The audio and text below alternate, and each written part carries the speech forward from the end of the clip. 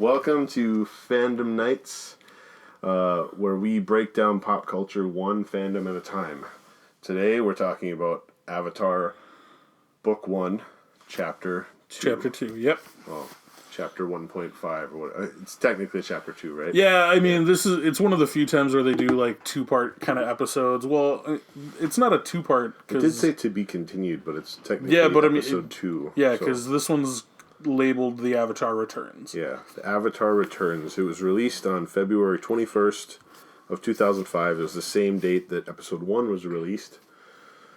Oh, was it really? Yeah, it was the same day. Oh, wow. They both were released on the same one. The episode 3 gets released a little bit later, but so it was. That's actually really smart on their part. It was like a two-part, yeah. Yeah, having, get people, like, hooked into the show a little bit better. Yeah.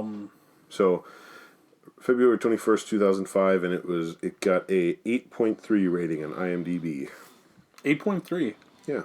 The first episode got an 8.1. So, this episode was a little bit better, according to people. Well, yeah, and so to break down the episode a little bit, so last time we ended off with Prince Zuko and the Fire Navy being alerted to the presence of the Avatar, with the booby trap getting set off with the flare. So that's where we pick up, and what happens next is you have Sokka, who, as the man of the tribe, banishing Aang as a foreigner. Speaking of booby traps, that's where the first joke comes in. We just boobied right into it. Boobied right ourselves into it. And so Aang leaves. Katara obviously does her whole, like, you can't do this. Like, we saved him. We need to... Yeah, and that's when like you said, the random water tribe girl, Aang, I'll miss you. Please don't go. And she's like, Aang's like, I'll miss you too. Really? Like, you just met, like... Thanks, random water tribe girl who has no name. Because how long do you think he was there? Like, an hour? A day? Oh, no. A week? Well, I mean... They don't really give a reference to it, but I feel like he had to have been, like, resting for, like, a day or two. Okay. But, and then he getting to know people for about a day. Okay. Which, a day's worth of, like, hey, like, we've been hanging out for just, like, a few hours. Kids do get attached pretty quick. So I suppose. Still. And especially when you've got a furry friend like Appa. Yeah. Because they were, like, sliding down his back in episode 1, but... And then we move on to the Fire Navy showing up to the Water Tribe, which you had brought up. Like, Zuko barely uses any firebending against Sokka. I love it. Sokka comes up and he's just... well, first off, it shows Sokka's, like, training montage, or, like, preparation. Montage. I'm gonna just war paint. Just, all right, let's do this. Yeah, as much crap as everyone gives him, and how unskilled he is, he looks awesome. He's ready to go. And you'd like you had said when we were for our viewers, we watch every episode right before we do this, so, like, we get a fresh in our minds. But yeah, you're. He shows zero fear. Yeah, he's just against like, the Fire Nation. I need to defend them the best I can. Oh yeah, I know I'm gonna die. Like, that's the seriousness. I'm probably gonna die. I'm 14 years old. I'm ready to sacrifice myself. Right. Let's do this. I built a watchtower. We're prepared. We're ready. We're ready to defend ourselves. Right. But yeah, with 1 foot. Yeah, he doesn't even put it down.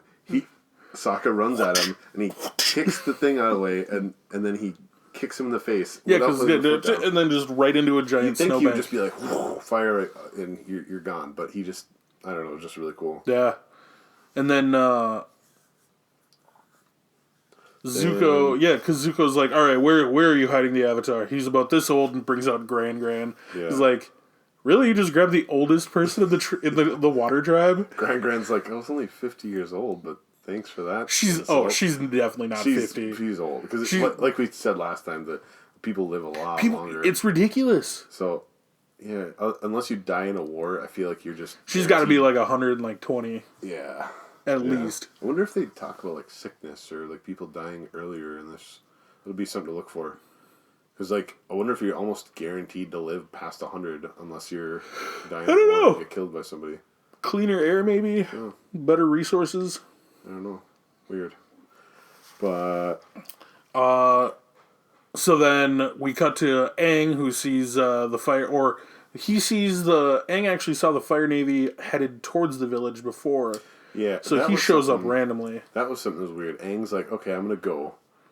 And then he's just chilling out on an iceberg. Knowing that the Fire Nation's gonna come. Like, yeah. He's like, who does that? I need to leave so that the Fire Nation doesn't attack you, but then they go right to the village, because they're not... Where else would they go? They're going to go to the village. Yeah. So he's almost, like, surprised that, the Fire Nation! He just forgets, and it's like... No, the village! Oh my gosh. Like, yeah. What other destination? And he's, like, resting, like, 100 yards away from the village. What are you doing? They're not going to stop at a visitor center, just like, where are we going? Can we get directions to the nearest village, please? I don't know. Maybe he was just sitting out there because he wanted to protect them, but he just didn't know what he wanted yet. Yeah. I don't know. And then he's just like, Appa, stay here, and whatever. All right, let's do this. Yeah. So when Aang shows up, Aang shows up and just knocks Zuko off his feet, which loved the classic anime, like helmet on the butt, just spinning around like.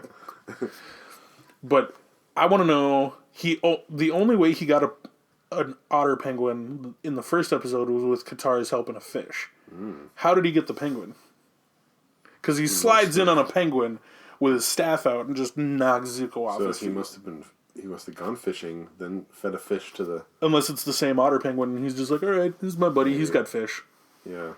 I don't know. We'll just chalk that up to animation. I guess. That is interesting. We're not going to nitpick every little thing, obviously. We're not that deep. Let's just talk about that for an hour. That's an interesting... How did Aang catch the otter penguin? if we're gonna nitpick everything, I want to know. So they're in the Southern Water Tribe, right? Mm-hmm. So the South Pole. Mm-hmm. Where are the trees? In the South Pole? There's no trees in the South Pole. Okay. That being said, what are they burning for firewood? Where do they burn firewood? In the tents and stuff? No, outside in the common, like in the middle of like the tribe, they have a giant fire pit, and you even see this girl throwing wood into a fire pit. Where do you get the wood? Huh. Well, that's weird. Right? I never thought about that. Okay. Yeah. I mean... Well, we'll talk about that maybe in the next episode, but there's things you can burn.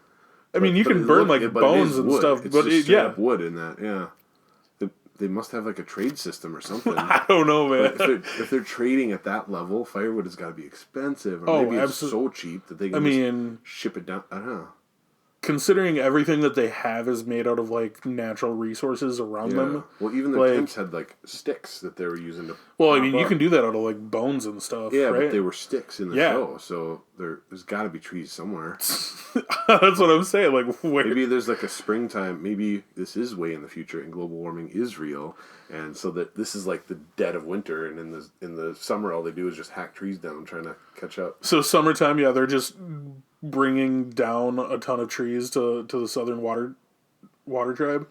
Maybe. All right, we gotta make this last through wintertime. They bring down trees, and then the Southern Water Tribe, those 12 people they export like whale blubber or something. So and they trade trees for whale blubber. Yeah. We're getting lost way off track. Here. So Aang goes down there. So fights, and he's fighting with Zuko, and like you're the Avatar. You're just a child. Well, you're just a teenager, so. So Zuko ends with this firebending. Aang sees that like he's coming close to harming the villagers, so he's like, "All right, I'll go with you. Just promise not to hurt anybody." Mm-hmm. And Zuko sticks to his word. He's like, all I wanted was that. He's a man of honor. Which in any other like, especially with like a lot of like war stuff, you'd see like the bad guy who's like, as soon as they're like away from the village, burn it down. Right. Burn it down. Yeah. Kill them all. Yeah. And he's just like, no, all right, we're good. Yep. He just wanted his prize. I'm going home. That was good. I'm going home. What? He said it so serious too. Like, I'm going home. He's never been home. The only way he can go home is with It's been years. So, yeah. But he seemed so. He was like, "Yep, all right, let's do this. Yeah, I'll sacrifice myself for this tiny village I've been at for 2 days." Yeah, and he's just so at peace. He's like, "No, to save them, I need to do this. It's just one plus one equals 2, and I gotta save them." And he's just happy with it. I think that's part of like the Avatar, like except or not the Avatar, but like being raised as an air nomad, like a monk, just like. being not having like the physical attachment to the world. You're just like, all right, whatever. Yeah. Like, right. Well, especially being the Avatar, you know that if you die, ooh. you're gonna get reincarnated. And especially again. since he didn't want that, do you think like maybe he was just like, well, we'll just see how the next person deals with this. Maybe. I could see that, I guess. Yeah. Interesting. And wait, what's the order? Water, earth, fire, air. So it would have been a waterbender. The next Avatar is going to be a waterbender. Mm-hmm. He knows that, so he's thinking, well, maybe one of these kids, maybe that little girl.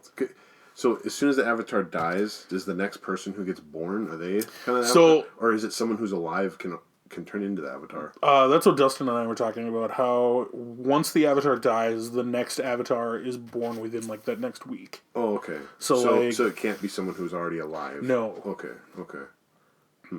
Interesting. Although, because otherwise that cuts more towards like Buffy the Vampire Slayer kind of like mentality, where like the power is just like awakened in the next person. Right.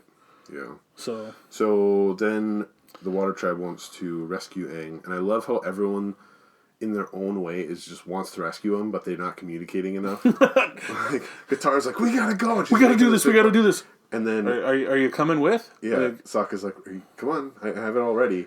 And then Gran's like, what are you doing? And she has been preparing in her own way. You're going to need these. Yeah, the whole tribe Here's a care package. No, the Avatar's here. All right, this changes everything. Let's we need go. to help them. All right, you kids who are teenagers, we're going to send you off on a world-changing adventure. Yeah. And then no adult in the whole tribe steps up. They're just like, yeah, they're kids, let's do it. Then the hero of the episode comes out, and Appa comes up and oh my gosh, transports them. So speaking of Appa, he is the Chinese character I wanted to talk about this episode. Ooh. So Appa. Hold on. What? So before we get sidetracked again, so we go back to the Fire Navy, where Aang, finishing up the synopsis here. We've got. Oh, we can go back and forth. But, okay. Yeah. Never mind then. But Appa was. So his character kind of looks like a BOJM with another little thing. I don't know. It doesn't mean anything in English, but his name is Appa, and in the Chinese characters, his name essentially, when you boil it down, means flat handkerchief. What? Because the first character. How do you go from water being like, no, we're gonna have like changing of like speech and like changing the world to flat handkerchief? Well, that's kind of what Appa is. So the first character means flatter or to ascend a hill, which is weird. It means both things. But the first little part of the first character means place, and then the second part means able or can or able to or possibly. The second part of the first character means a person breathing heavily from hard work is able to do something. So it's like a place, and then someone working hard can do something. So the first part is, and then that part breaks down even more into to exhale or fighting against an obstacle to breathe. So you're like breathing really heavy to do something. Well, I mean, and then with your mouth. So it's you trying really hard to get somewhere is essentially what the first part of the character means. And then the second character, there's two parts to it. The first part means a hanging towel, which it kind of looks like a hanging towel. It's hanging over the edge of a... Which one are we looking at? That one. That one? A hanging towel. A hanging towel.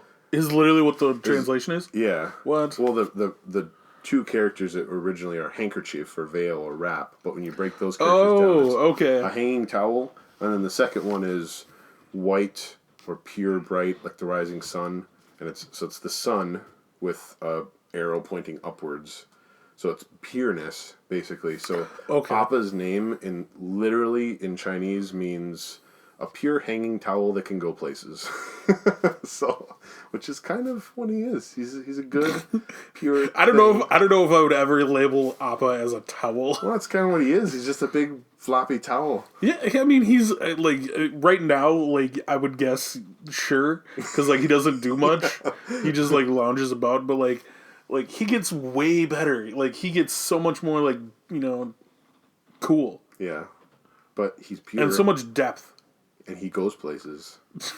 I guess. Kind of floppy like a towel. I don't know. It's just interesting. So yeah, Appa comes to save the day, and then it cuts to the Fire Nation ship, and they're talking to Aang and looking over his staff and stuff. Where Zuko's like, "Oh, this will make a fine gift for my father." He's like, "Put this in my quarters." I was like, "Put this in his quarters for me." The military, just pass it on to whoever is lower than you. It all rolls downhill.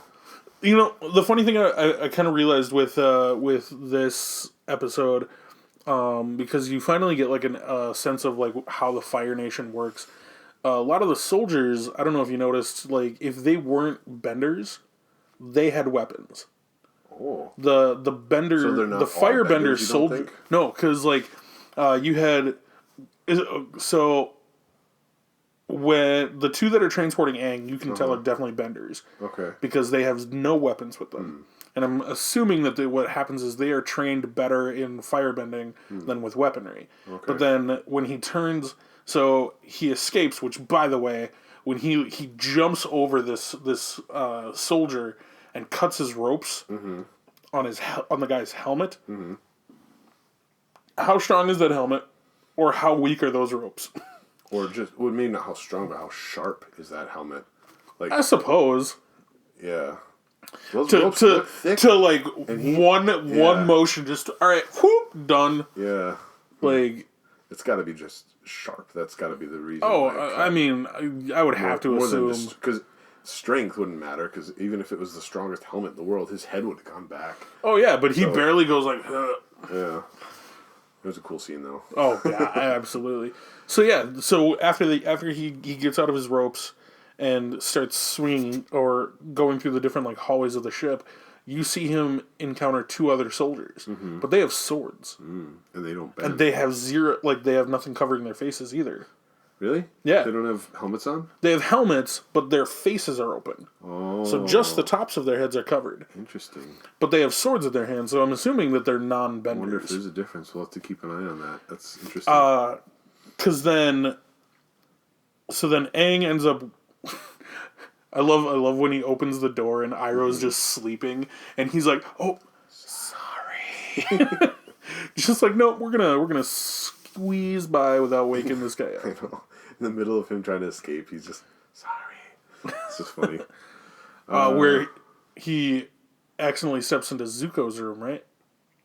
I don't think he accidentally does. He goes in there because he sees his staff. Oh, yeah. Yeah. And then Zuko, like, shuts the door. He said, bring it to my quarters. I didn't think about that as Zuko's room. I thought it was just like an armory. But yeah, he said, bring the staff to my quarters. So that little cot, that's what his room on a ship would be called. That's what his room is, yeah. There's not much in there. It's a telescope, Chris. It's a telescope.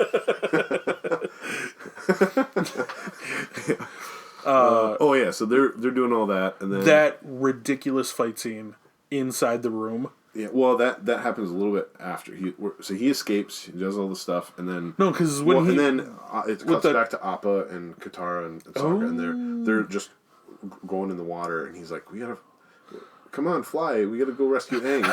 And then he's like Sokka doesn't believe you can fly, but I do, Appa. She says we need your help. Yeah. But I do. She's never seen anything fly. I am so hopeful. I believe so badly. Yeah. He's like, what did it fly? Up. Elevate. Elevate is probably my favorite one. Yeah. Elevate. What did that kid say? Yeehaw. Yip, yip, yip. And then he's like, he takes off. Yeah. And that's when we get the cool fight. No, that's where Sokka freaks out. He's flying! He's flying! So excited. I mean, no big deal. He's just like a little kid, and then I suppose it just cuts to him being a little kid because he gets to do that. Well, I was thinking about this actually. So you got to realize, when they were kids, like infants, the Fire Navy attacked their village. Yeah. Well, infants. Yeah. So they were like, toddlers more. How long do you think it's been since the Fire Nation attacked them? And kidnapped any waterbenders? Yeah. Oh, probably. Well, let's see. Qatar is 14. Mm-hmm. Yeah, 14 at the beginning of the series. 10 years, maybe. Oh yeah, probably 10. 10 plus years. Yeah. So you got to realize that Sokka, in his entire life, has never seen another bender besides Katara, who's a novice at that. Right. So, like, when he sees, like, a giant beast like Appa, Yeah. like, that is magic to him. Right. Yeah. Well, and it probably gives him a little hope because he's heard all the stories and stuff. Oh, yeah. Too. So it's like magic. I'm flying. This thing's flying. All this stuff might be true. This is so great. Oh, not a big deal. I'm cool with this. I didn't ask for any of this. Any of this magic. Thinking about that, he's so excited and hopeful about the future in that situation, and then he remembers, oh, I gotta be cool. But yeah. So then we get the cool fight scene, and this fight scene surprises me every single time. Like it's so cool, and all this stuff is happening. You're like, oh, it's just a normal fight scene, and then all of a sudden it just ends because Aang's just throws the that mattress thing just nope, up against the wall, and then it's up against the ceiling. For some reason, it reminds me of the scene from the first Avengers movie when the Hulk meets Loki. With like Loki, yeah, and you think, oh, this is gonna be a great fight scene, and all of a sudden it's just like bam, bam, bam, bam, and it's funny, but it's like quick, and you're like, oh, well, yeah, that's what the Hulk would do. And then when this happens, it's like, oh yeah, if you're an airbender, you got to use air to right. It's just, but so that's a good way to end it. So you were kind of like confused when I laughed at that one because that's what I love about like seeing how airbending techniques work. Because like Aang for the majority of that fight is literally right behind him, hand up against his back, like nope, I'm just following your motion. Yeah. Like we're just, nope, let's go. Yeah, at some point I got to dive into what the airbending means in Chinese. Because the waterbending was kind of cool. We got plenty of time, my friend. I know, it's going to be awesome. All right, so that happens, then... Oh, yeah, he slips out. He throws him up against the ceiling, drops him, and then he's just gone. Yeah, and he runs, and he jumps on his glider, and he's able to fly away. Yes. And they fight. I didn't write anything down about the fight scene there, even him turning into the Avatar and like all this different stuff. Well, it's just cool to watch. Like, I mean, it's hard to keep track of because you're just so immersed into it. But he embraces his inner Moana and uses the ocean to fight the. Defeat the did you know? So off track. Sorry, Moana is literally translates into ocean. I did not know. Yeah. That. So her name is Ocean. There you go. Nice. But no, so he gets into a fight with a couple. This is where you see like the other non-bender fire soldiers, because you see the guys on the deck of the ship with spears. Right, and they get frozen. If they were firebenders, they would just melt the ice off them, like Zuko did. Yeah. I didn't think about that. And they don't have shields on their helmets; they're just open. I think. I'll have to look at that again, but so yeah, this is where Aang gets into another fight with Zuko, and Zuko knocks him off the side of the ship, where he goes into the Avatar state. Yeah, and then comes up in a swirling pedestal, I guess I would call it. Like I don't know what else an upside down tornado, kind of of just swirling water, and then just lands back on the ship, turns that water into a giant. Shield almost, and then just force fields out. Yeah, that was cool. But I think there are definitely cooler scenes in the series of the Avatar state. Well, yeah, and it's cool that we're building up to it, though. Oh yeah, you just little taste the whole time. This early, absolutely. Yeah, and then when it builds to something bigger, you're like, oh yeah, I saw him do something like that, so it makes sense. It's just cool. Right. Then there's a fight scene. Then Appa and gang come down because that's where Sokka and Katara see him in the Avatar state and like, oh my gosh, did you see that? They kind of rescue him or pick him up after he faints and is all weak again. So this is kind of what surprised me, that Katara didn't look at Sokka at this point, because Sokka just says that underhanded comment like, now that's some real waterbending, like, man, are you serious? I'm doing my best, brother. Oh, I'm sorry, I'm not the Avatar. Yeah. He's just so happy. But they're just all like, no, oh my gosh, is he okay? I would have been like, dude, come on. I love when they land, and then Sokka, looks down, and he grabs Aang's staff, and then Zuko comes up. No, because he grabs Aang's staff, and then Zuko comes up and like out of nowhere just like Oh, yeah. attacks. And then it's super cool because like in the beginning, the fight scene where Zuko came to the Water Tribe, Yeah. he like broke his spear thing, and then he went bump bump bump on his forehead 3 Oh. times. And then in this situation, Beep, beep, beep. Sokka was able to do the exact same thing to him. And then later on, at the end of the episode, Katara's like, "Oh, and you may be able to knock some Fire Nation heads along the way." And he's like, "I'd like that. I'd really like that." And it's cool. I didn't actually think about that. I didn't think about that either. But Zuko knocks his head, then he knocks Zuko's head, and he's like, "You know what? That felt really good. That felt really good." So I want to do that again. I'm okay with that. Yeah. But yeah, that's all I got. There's more stuff that happens, but they just the cool scene with Iroh wakes up. He's just been sleeping the whole time. Oh yeah. And then he comes out. He's like, "Oh, we got a battle!" And then he helps Zuko like shoot that big fire thing up. And then Aang, when he's serious, he is serious, and he just airbends that thing away. The whole ice thing falls down on the ship. Did you notice that like the tail end of his staff like opens up? Yeah, I know. So, it's such a to good like little get detail. that extra like. Yep. Right. But like I love how he's just like. Yeah, he's so focused. It's no like playfulness or anything. And then as soon as the seriousness is done, they flying away. Well, he's just laughing. As they're flying away. And that there's that little bit of serious where like Katara and Sokka like they finally have a moment to like talk to themselves, and they're like, "He never told us you were the Avatar." He's like, "I never wanted to be." Like he's a 12-year-old kid. What 12-year-old what kid would be like? Yeah, I'm totally fine with that. Which I think is because again, maybe he wanted to sacrifice himself. Like in the beginning, that could be why he was so cool with it, because he just wanted to. I'm tired of doing this. He didn't want to be the Avatar, right? And he knows that the only way he can not be the Avatar is to not be a lot. I don't know. That's kind of a dark way to look at it, but he's also cool with it. He's like, whatever happens, happens, and he's not just giving up. Obviously, he fights and escapes and all that. But so one of the what ifs that I was thinking about is like if I can't imagine that like the Fire Nation would kill him. No. Well. They would imprison him so that the Avatar wouldn't be... Right, so they can control him.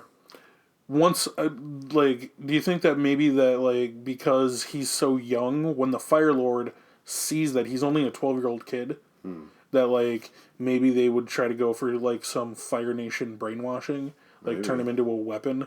Yeah. Like, we're gonna find you a waterbender. Yeah, what is their ultimate plan with the Avatar? I suppose just to control him so they know where he is. So that he can't be off free in the world. Possibly. Doing what he's doing.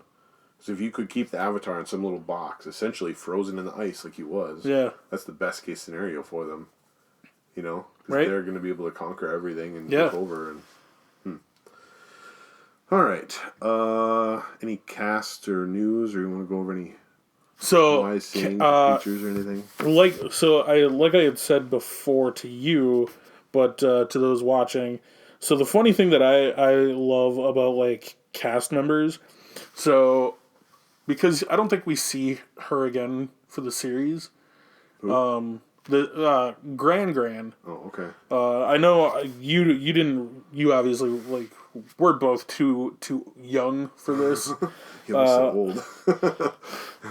But the woman who does the voice for Gran also did the voice acting for the main character of She-Ra back in the 1980s.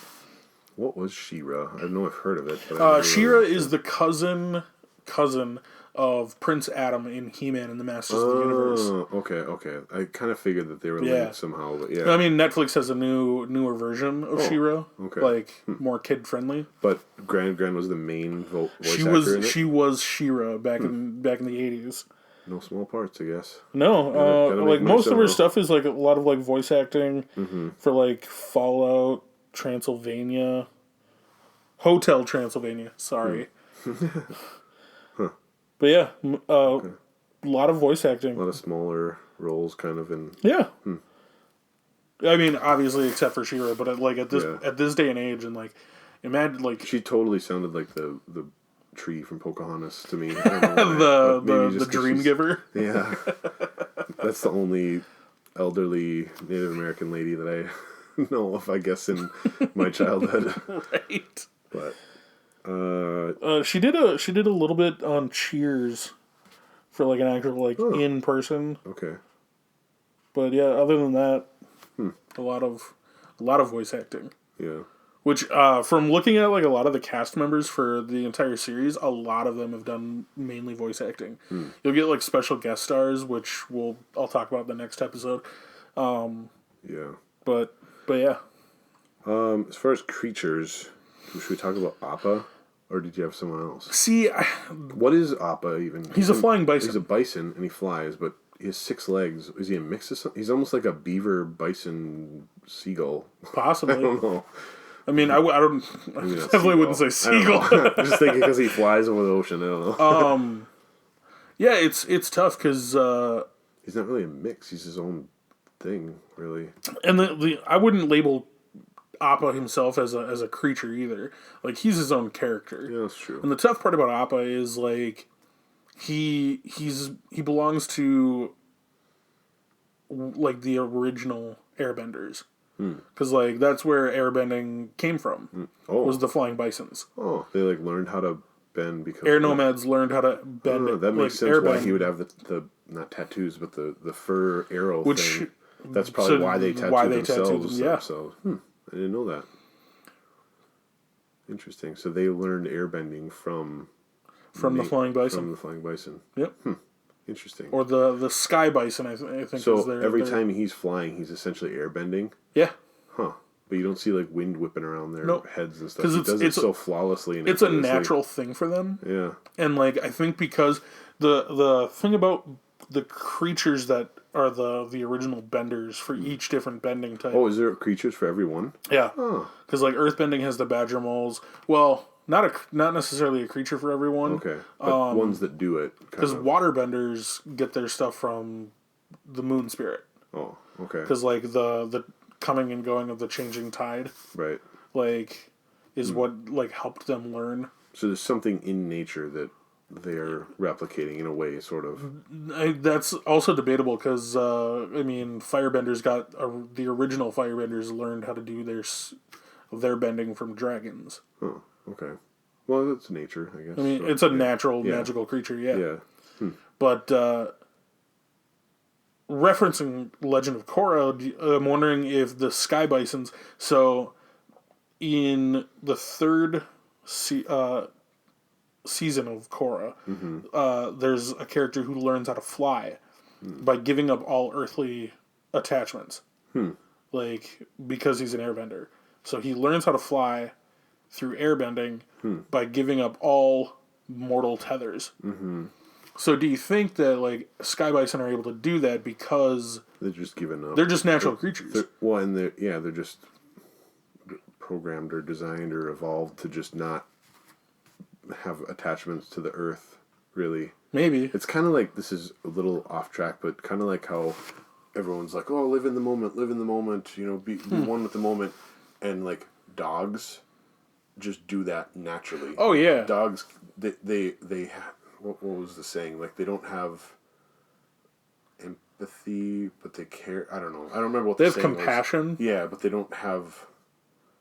I don't remember what it was, but they can't like think about who you were and be regretful of what happened in the past or what's going to happen in the future. They're just in the here and now, and like that mentality is like impossible almost sometimes for people to do because you can't like get rid of all these attachments and stuff. Like, so in that way that they're living in the moment is the way. Yeah, that but there's so many stories about dogs that like develop attachments to like people. Oh yeah, like, or hatred against people. Right, but I'm saying they live in the moment a lot more than. Oh, probably we can or. I mean, I don't know. Yeah, I don't know. I'm just saying as a. Example, I guess, and not that that's what sky bisons are doing or flying bisons are doing, but they can just get rid of all attachments, and it's just so natural to them, just like a dog living in the moments is natural to them, or I don't know. Maybe it's a weird analogy, but all right. So bending numbers. So in this episode, there was only 3 instances of water bending. Aang's big one, where he was the. Now, would you constitute like him swirling the tornado as one?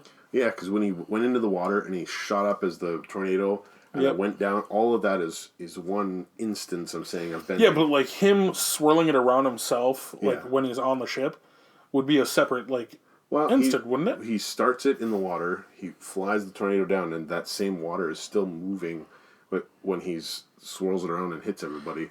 So I counted all that as one. Okay, because he started and then he ended. But by the time he ended, the Fire Nation were all done and he was passed out. Like that, from when he started bending to when he ended. Again, this whole thing might get confusing, especially later on. When there's 70 people doing this, and then Katara did it twice when she froze them, and then she froze. I love that, by the way, because she turned around. She's like, same, I did it wrong. Whoops. Well, instead of correcting how she did it, she just did the same move but backwards, which she did backwards. It was genius. Yeah, it's super smart. I didn't ask for any of this Fire Nation crap. I love how Sokka's just running by, minding his own business, and just dang it, I'm just a guy with a boomerang. So there was 3 water bending. There was no earth bending because we're not. We'll get to that. Right. There's 44. We get to that in this season. Yeah, I think so. A lot. There was 44 instances of fire bending. There's a lot of fire bending. The whole scene.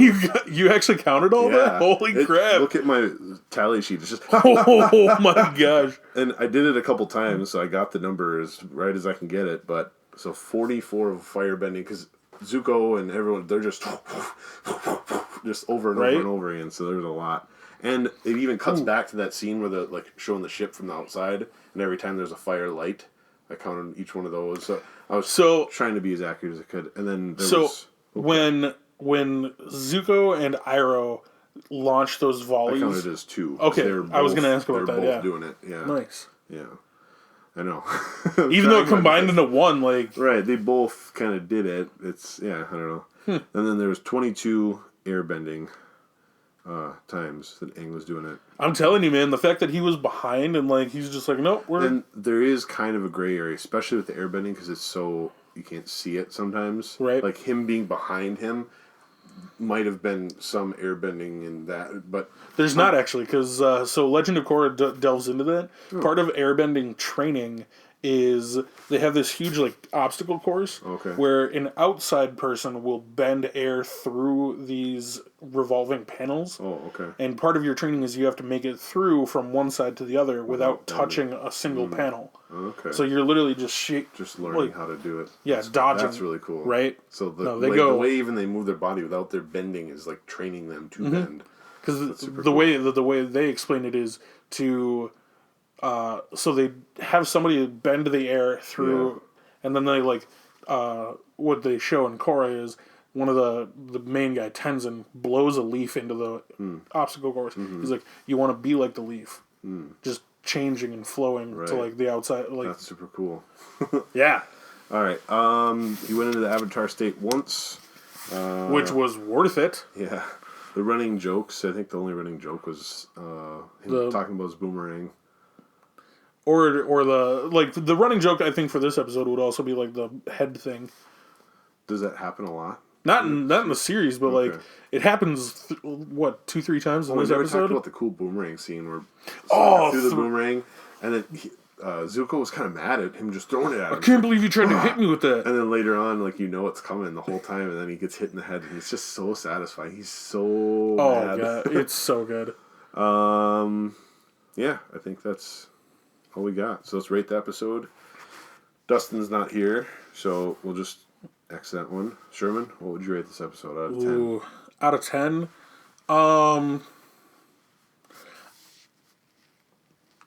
I would probably go with an 8.5. 8.5? Yeah.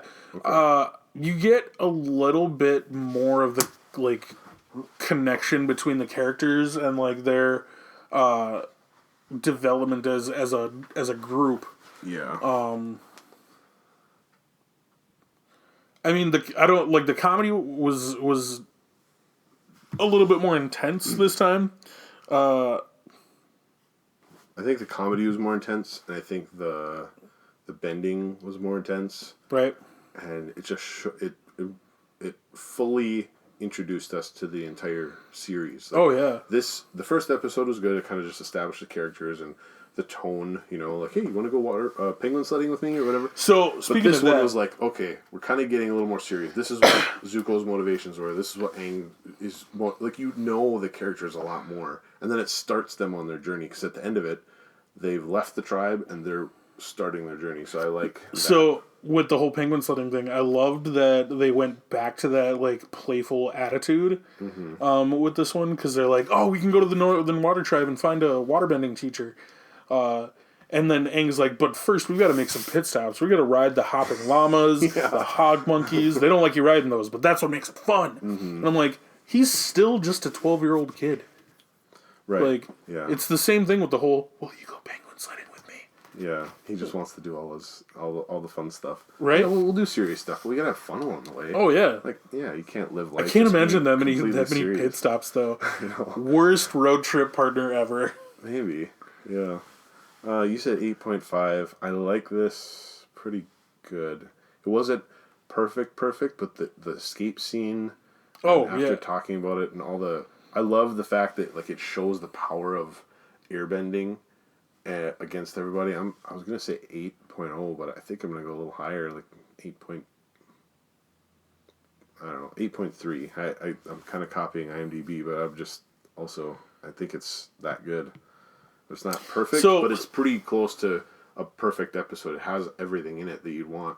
So, side note about this episode, as well as compared to the last episode where you had when Zuko said to Iroh that the Avatar has had 100 years to master the elements. Mm-hmm. Now, another thing about airbending that we talked about last week is Aang has his tattoos, which shows that he has mastery over airbending, right?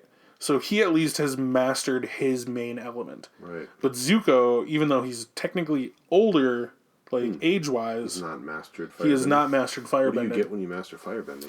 I don't think you get anything, but like the fact that like you get honor. You only get that when you capture the Avatar. No, because he tells Iroh, he's like, I need to learn the advanced set, but he thinks he's captured the Avatar. It's just like, dude, you've got essentially a novice versus a bending master. Like, granted, they're separate elements. Yeah. But like. Yeah. All right. Well, that was this episode. So what's that give us for an average? 8.4. 8.4. Yeah. So, yeah. Thanks for joining us, and we'll see you next time. What's our parting word? I don't think we have anything yet, do we? No, but something from the episode. Don't booby right into it.